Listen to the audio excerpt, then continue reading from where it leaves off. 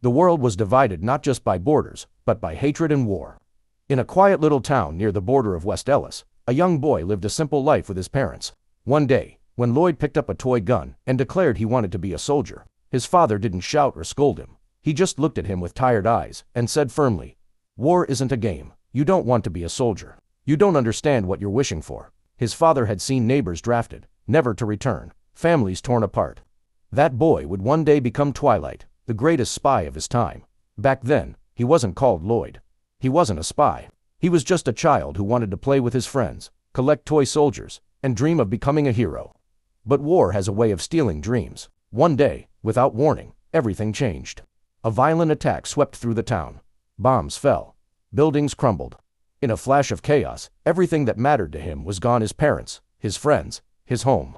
He was left with nothing but fear, grief, and the heartbreaking realization that the world was much crueler than he ever believed. The boy wandered, confused and alone, through broken streets and burning rubble.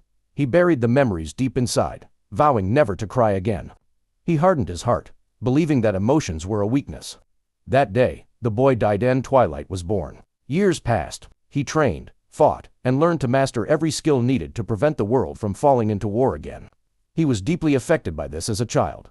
Motivation to become a spy. These tragic experiences shaped Loid's desire to prevent wars and protect children from suffering the same way he did. This is why he later joined WISE, a Westalian intelligence agency, to keep the peace. He became Loid Forger. He adopted a telepathic girl named Anya, not knowing her secret. He married Yor, an assassin in disguise. He built a family to save the world, but found something even more precious than his mission.